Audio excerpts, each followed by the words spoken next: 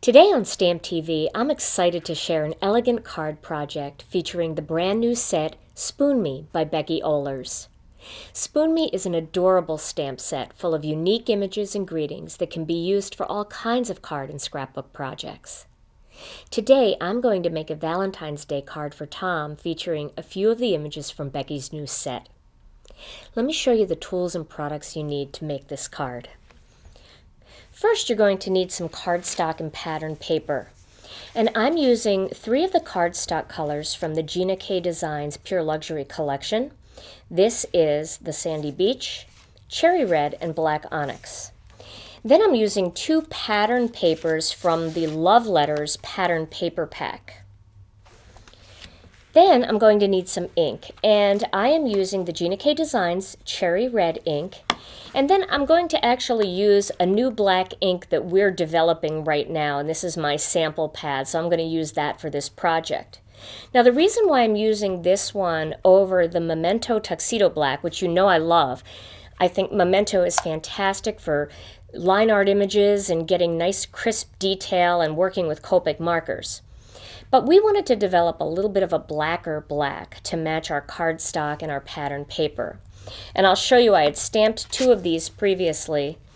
Let me zoom in a little bit on this one. You can see here is the Memento Tuxedo Black, and by itself it's a nice black.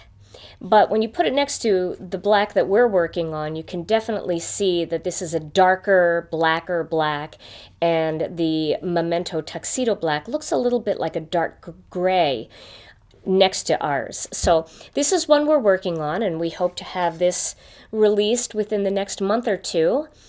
So look for that. But I'm going to use that tonight because I have to test it and I have to work with it a lot. So I thought, well, I'll just work with it right here on Stamp TV. We also have some dies. I'm going to use 2 of the Spellbinders standard circle dies. One is from the large pack and one is from the small pack. And then I'm also going to use one of the lacy circles. So I have standard circles and lacy circles. And then I also have the fancy tags. I'm using one of the dies from the Fancy Tags collection. I'm also going to use some of our Cherry Red Grosgrain ribbon, and this is the 5/8 of an inch. And I'm going to grab a button out of the Bowl of Cherries button box. I'm going to add a little bit of sparkle with a Sakura Clear Star Stardust pen. And then I'm going to notch the corners with the Tonic Ticket Tag punch. I'm also going to use a glue dot to adhere the button onto my card. I'll probably use more than one.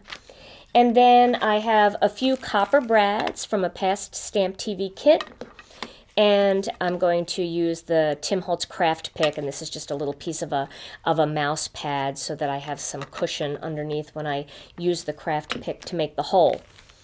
I'm also going to use some mono adhesive, and I have the Tim Holtz scissors.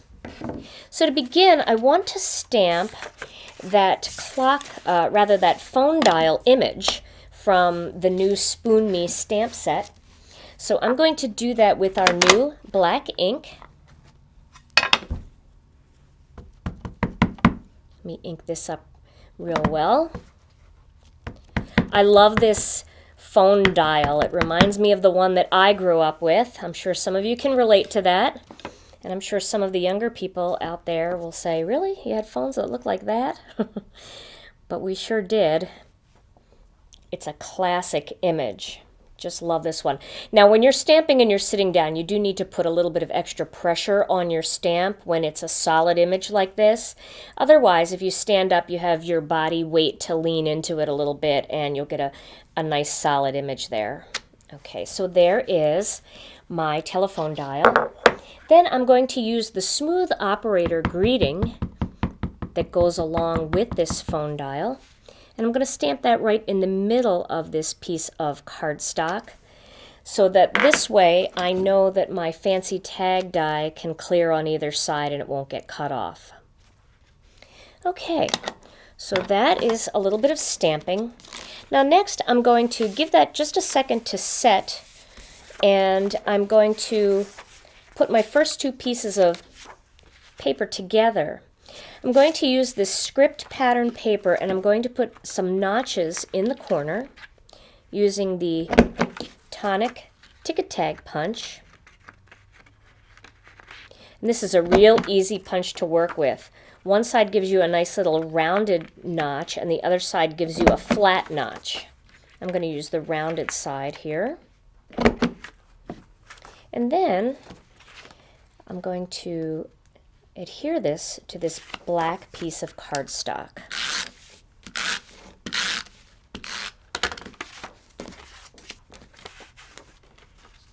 We'll put that right there. Okay.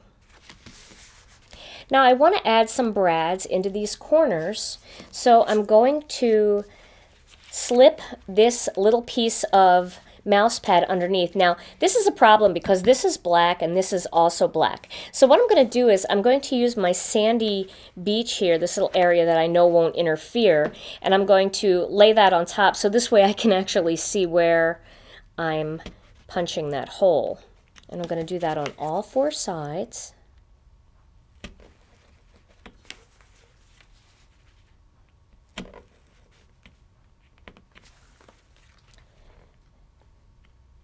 And then I'm going to add brads into those corners. These brads are really nice. If you've ever used one of our past Stamp TV kit, you probably have a few brads left, and they're so nice. They're very easy to open in the back, and they're soft enough that when you have that little extra edge that's hanging over the edge of your cardstock, like you'll see what I mean here. You see how that little part of the bracket is hanging over. You can just take a pair of the Tim Holtz scissors and you can slip them under there and just close your eyes when you cut so that in case it flies, but you could just cut that little piece off. So I'm going to do that for all four sides of this card, all four corners. Put a little brad in. Now you can use other things other than brads. You can use eyelets if you have eyelets. And what a lot of people are doing now, which I think is really great now that we have these beautiful buttons in our collection, people like the big buttons as a big embellishment to tie around ribbon and to add in the center of flowers and things like that. But they never really know what to do with all those really tiny little buttons that seem to settle at the bottom of your button box or button jars at home. And those tiny little buttons really make nice corner embellishments for these kinds of cards. So you can kind of collect those as you go along, and then when you have four that are the same, you can add them to the corners of your cards. They make a nice little embellishment. This one's a little bit stuck. So we'll put this one in. There we go. And I'll cut that last little piece off. Okay, so now my next step is to add a little piece of pattern paper, a strip going across the center. And here's why. My greeting is very close to the same color as this pattern paper. So I want the greeting to kind of pop off of my card. So I'm going to create a little strip with the contrasting script and run that right across the bottom of the card.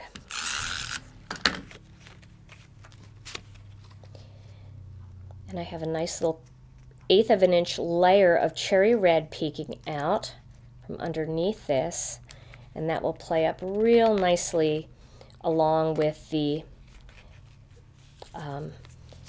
focal image. You'll see that in just a minute. So I have a little piece of thread there too. All right, now I'm going to lay that right across the bottom of the cardstock. This little piece of thread doesn't want to let go of me. All right, and then we'll just slip that right on the bottom here. Okay. And now I'm going to add a little piece of ribbon right across here. So I'm going to cut that now, but I'm going to wait until after I cut out my tag, and I'll show you how I'm going to feed it through the tag. So the next step is to grab your die cutting machine. I'm going to use the Cuttlebug for this. And I'm going to start with my A and B plate. And I'm going to cut out this phone image using the smaller of the two standard circle dies. So I'll line that up like that. And then on top goes my C plate. Let me make sure that's lined up. There we go. And run that through.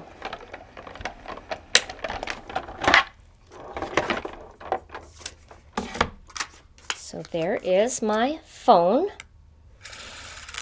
Next, I'm going to cut out the smooth operator, and I actually want the little swirls on this die to be facing downward. So I'm going to line that up, and I'm going to run that through with the C plate.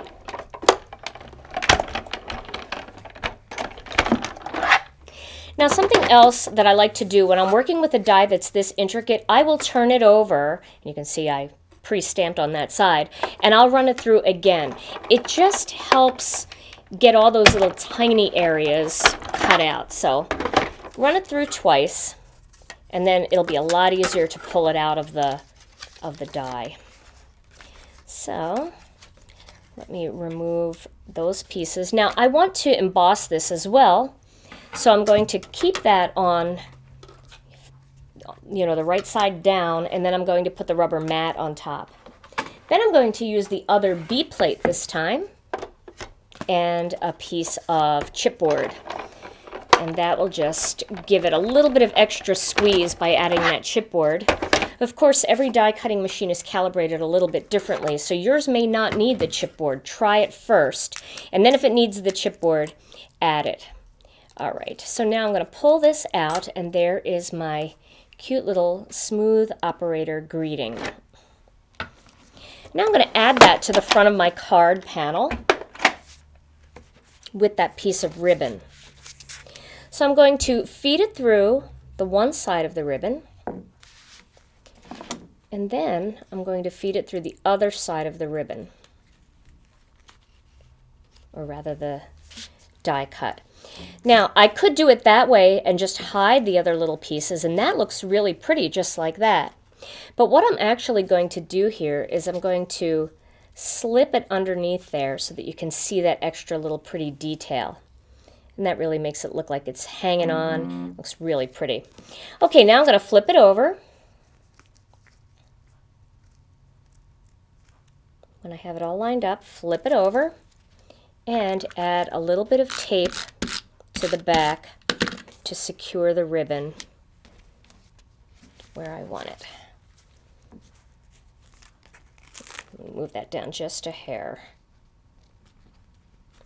And this is still movable, so I can move this around a little bit. If it's not right in the center, I can slide it back and forth until I get it right in the right position. So now that I have that panel, I'm going to cut a couple more pieces of cardstock with the Cuttlebug and some other dies, and I'll show you which one. So let me grab the Cuttlebug here. Now I'm going to use the A and the B plate, and I'm going to cut first just a black circle in the next size up. Here was the old size, here's the bigger size. And I'm going to cut one of those, and I'm going to cut a lacy circle using a piece of red cardstock. Same way, A and B plate, and then the C plate on top. Now again, this lacy circle is a delicate image. It's got lots of little parts that come out, so I'm going to flip it over and cut it one more time with the C plate resting on top, just to ensure that all those pieces cut through. Get the Cuttlebug out of the way here. Look how easy that slipped out. There we go. And any little other pieces in there you can just pop out. And now it is time to put my card together. So I'm going to adhere the black piece onto the red piece, and then the little phone dial right on top of the whole thing. So let's start with these two. I'm going to line that up. It's kind of nice the way that cut gave a nice little layer of sandy beach sticking out around that phone dial. And then it doesn't give you extra bulk though. And then that whole piece right onto the lacy circle.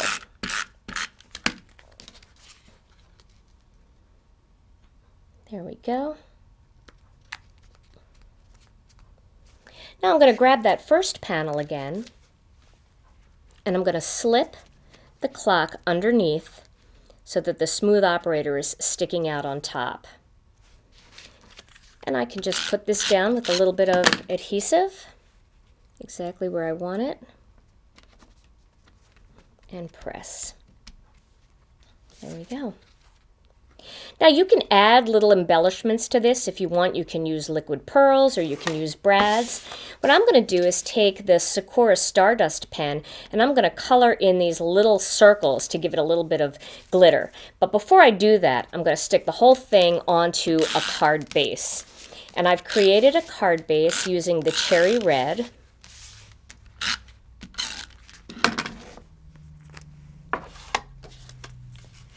Which really makes the whole thing just pop.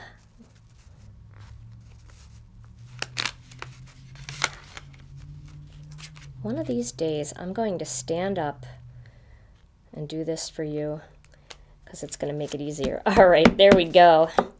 Now there is my smooth operator card. Now let's add a button into the center. There are so many different buttons. Make sure you spill them out and really look at all the different choices you have because there are so many neat ones. Look at that one. It's all kind of nubby. Isn't that cute? And then there's little flower ones that could go in the center. But I think I'm going to stick with just a plain one. I'll put one like that in the center. Maybe I'll go a little bigger. Can even go a little bigger there. Okay, I'll use that one. Now you don't always have to use twine or thread when you're working with a button. Just because the button has holes in it doesn't mean that you can't leave them empty. And that's what I'm going to do for this one. I'm going to use 2 glue dots. I have 2 glue dots here. And I'm going to put 1 glue dot on the top of the button and 1 glue dot on the bottom of the button. And that should secure it into place once I press down on it. Okay, and get that positioned where I want it.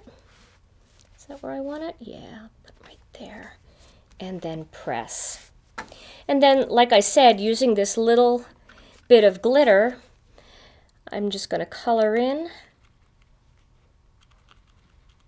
the little numbers, and it'll just add a little bit of sparkle when you're in the right light. If you're watching Stamp TV on YouTube, make sure you visit stamptv.com. Right underneath the screen for this video are all of the measurements and all of the supplies used, and that will make it easier for you to figure out exactly how you can duplicate this card too. And that just gives it a little bit of sparkle there. And there is my finished card project. Although the smooth operator greeting works perfectly with this telephone dial, you can also mix and match other greetings from other stamp sets, such as What's New, Keep in Touch, and even a simple hello. And you'll be ready to make cards for everyone on your list.